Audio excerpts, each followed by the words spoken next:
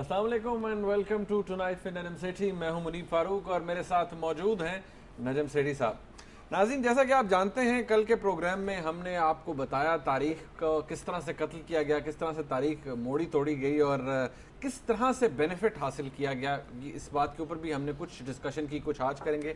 आज के इस प्रोग्राम में जो मेनली हम फोकस करेंगे वो ये कि हमारे जो हमने जंगें लड़ी हैं, हम 48 की जंग की बात करते हैं, हम 1965 की जंग की बात करते हैं, 1971 की जंग उसकी बात करते हैं, फिर कारगिल वॉर 1999 में हुई, जिसके बाद नवाज शरीफ साहब की हुकूमत का तख्ता भी कुछ दिनों बाद उलट गया। इन तमाम जंगों की जिस तरह से इनको रिपोर्ट किया गया, जिस तरह से तारीख में लिखा गया, क्या वो दुरुस्त है?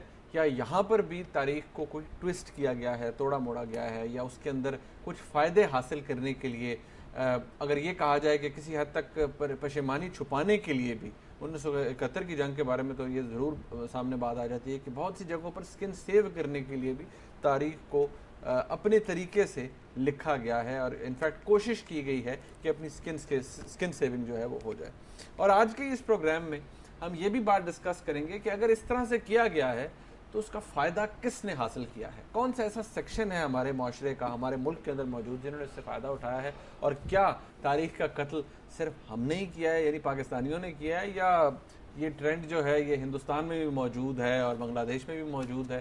तो सेठी साहब से गुफ्तगू का आगाज़ करते हैं। सेठी साहब, सबसे पहले देखिए, 1948 की जंग के बारे में बात होती है, लेकिन वो मेरे ख्याल में फैक्चुअली ठीक है, यहाँ पर भी लिखा हुआ कि हमारे साथ एक मुआहदा था, कश्मीर मिलना था, ना मिला, हमने जंग कर दी, बाद में UN की इंटरवेंशन हुई और सीज फायर हो गया। ऐसे ही हाँ, कुछ ऐसे ही है कि जब हिंदुस्तान मुकर गया है कश्मीर देने के लिए, तो फिर हमने अपने ट्रूप्स भी भेज दिए थे और लश्कर, कबायली लश्कर भी भेज दिए थे फतह करने के लिए। फिर हिंदुस्तान ने कुछ हिस्सा उन्होंने ले लिया, कुछ हिस्सा हमारे कब्ज़े में था।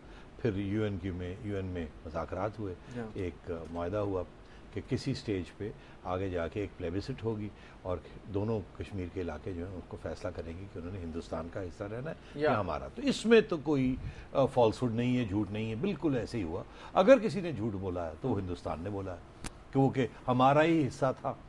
वो ये कहते हैं कि वहाँ का जो हरी सिंह साहब थे, जो रूलर थे, उन्होंने हमें साइन करके दे दिया। दरअसल वो सारा सरासर झूठ है। वो नेहरू साहब ने खुद और पटेल साहब ने खुद उनसे सिग्नेचर करवा के ले गए थे और ये दिखाया ऐसे अपनी हिस्ट्री में और अपनी तारीख में कि वो एक्सेशन जो है उन्होंने रूलर ने हिंदुस्तान के हवाले कर दिया था। दरअसल वो फार्मूला भी नहीं था और वो जो एक्सेशन ली गई वो भी झूठ और फरेब के बेसिस के ऊपर ली गई। और तो हिंदुस्तान ने वहाँ सख्त झूठ बोला है।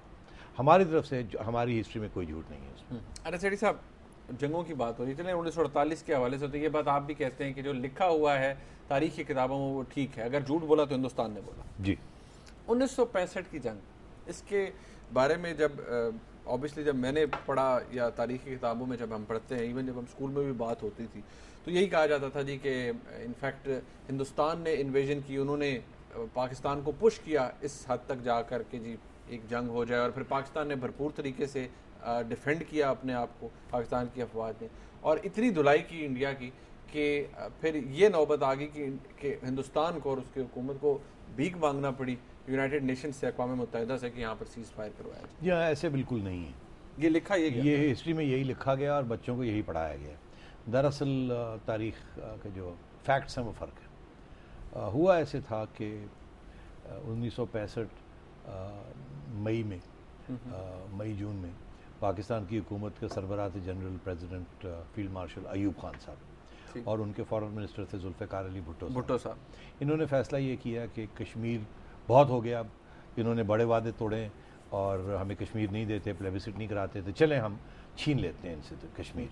और इन्होंने खुफिया तौर पे अपने कमांडोज, फ़ौज के लोग कश्मीर के अंदर भेज दिए खुफिया तौर पे, और उनका एजेंडा ये था कि वहाँ जाके लोगों को उकसाया जाए और लोगों को साथ लिया जाए और एक हिंदुस्तान के ख़िलाफ़ एक अलहदगी की तहरीक जो है उसका आग लगाई जाए और उनको हथियार दिए जाएं और उनको साथ लिया जाए और ऐसे शो किया जाए कि ये अंदरून हिंदुस्तान कश्मीर इलाके से ये एक रेजिस्टेंस स्ट्रगल, ये इन्फिल्ट्रेशन हमने इन्फिल्ट्रेशन मई जून में करवाई। हिंदुस्तान को पता चल गया तो हमने शुरू किया ये। हिंदुस्तान में शेख अब्दुल्ला वहाँ के थे और वो नेहरू के साथ उनका पैक्ट था और वो बड़े एंटी पाकिस्तान थे। तो उन्होंने फौरी तौर पे जो कश्मीरी थे, क्योंकि हुकूमत थी प्रो इंडिया एलिमेंट्स की कश्मीरियों की, तो उन्होंने न्यू दिल्ली को बता दिया कि ये पाकिस्तान ने यहाँ कमांडोज और अपने फ़ौजी जो हैं वो सिविलियंस क्लोथ्स के अंदर भेज दिए और वो यहाँ ये गंद डालने आए हैं और उकसाने आए लोग। हिंदुस्तान ने कोशिश की कि वो जो अंदर आग लगाने की कोशिश की जा रही थी उसको रोकने की, और गुस्सा अच्छा खासा चढ़ गया था। तो फिर हिंदुस्तान ने यही फैसला किया कि पाकिस्तान को सबक सिखाया जाए। और पाकिस्तान का ये ख्याल था, हमारी हुकूमत का ये ख्याल था, यूब खान साहब का, कि अगर हिंदुस्तान को तकलीफ भी हुई और हिंदुस्तान ने जंग भी की तो वो लाइन ऑफ कंट्रोल, कश्मीर में जो लाइन ऑफ कंट्रोल है उसी के ऊपर अटैक करेगा, इंटरनेशनल बॉर्डर पे नहीं करेगा। तो वहाँ हमारे डिफेंसेस बड़े तकड़े थे और हमारा ये ख्याल था कि अगर हिंदुस्तान ने वहाँ जंग छेड़ी तो हम अपने टैंक्स जो है और अपनी आर्टिलरी जो है उसको, बिकॉज वो टेरेन जो है वो हमें सूट करती थी फॉर टैंक वॉरफेयर, हमारी एडवांटेज था। तो हमारा ये ख्याल था कि ये अगर प्रोवोक भी होते हैं तो इधर आएंगे, तो इधर तो हम फिर इन्हें सबक सिखाएंगे और फिर एक जंग छिड़ जाएगी और वो हमारे फायदे में जाएगी, क्योंकि हम टैंक्स को रोल कर देंगे। हिंदुस्तान ने जब अपनी असेसमेंट की तो उन्होंने सोचा कि अगर हमने यहाँ लाइन ऑफ कंट्रोल के ऊपर इनको तंग किया या इनको अटैक की तो वो नुकसानदेह हो सकती है। तो हिंदुस्तान ने इंटरनेशनल बॉर्डर के ऊपर अटैक किया। तो इसमें कोई शक नहीं है कि India was the first to break the international border. तो जंग जिसे कहते हैं कि इंटरनेशनल बॉर्डर पे इंडिया ने शुरू की, आगाज उन्होंने किया। उन्होंने लाहौर के ऊपर और सियालकोट सेक्टर में और लाहौर में उन्होंने अटैक किया। और आपको याद होगा उस वक्त बीबीसी ने भी ऐलान कर दिया था कि हिंदुस्तान की फौज जो है वो लाहौर में पहुंच चुकी है और यहाँ जिमखाना क्लब में छोटा पैग चुस्की का लगा रही है। तो वहाँ वो कह रहे थे पहुंच गए और बीबीसी ने अनाउंस कर दिया था कि लाहौर गिर गया, क्योंकि वो बिल्कुल BRB कनाल तक पहुंच गए थे। और वो बड़ी हमारी खुशकिस्मती है कि हमने वहाँ डिफेंस तकड़ा किया। और कुछ शायद उन्हें भी वो इतनी जल्दी अंदर आ रहे थे कि उन्हें वो खौफज़दा हो गए कि शायद किसी ट्रैप में तो नहीं जा रहे। दरअसल ट्रैप में नहीं था, अगर वो 10 घंटे ना रुकते और सीधा पुश करते तो शायद पहुंच भी जाते, क्योंकि हमारी डिफेंसेस जो थी वो कश्मीर की तरफ थी। आप बात समझ रहे हैं, हमारा ख्याल था वहाँ से आएंगे। तो इसलिए हमने प्रोवोक किया हिंदुस्तान को, कश्मीर में हमने लोग भेजे, हिंदुस्तान ने across the international line attack किया और फिर एक जंग छिड़ गई। तो पहली बात यह है कि हिंदुस्तान ने किया या हमने किया, हिंदुस्तान ने फिर उधर से अटैक किया, हमने इन्फिल्ट्रेट लोग किए, प्रोवोक किया और हिंदुस्तान ने इधर किया। दूसरी जो इसमें जो झूठ बोला जाता है वो ये कि हमने जीता। हमने बिल्कुल नहीं जीता। कुछ हिस्से हमने, कहीं हम अंदर चले गए थे हिंदुस्तान के इलाकों में, कहीं वो हमारे इलाकों में आ गए थे। साहब हमने नहीं जीता ना, बिल्कुल कोई नहीं हमारी जीत हुई। ये बिल्कुल स्टेलमेट था, इसको कहते हैं।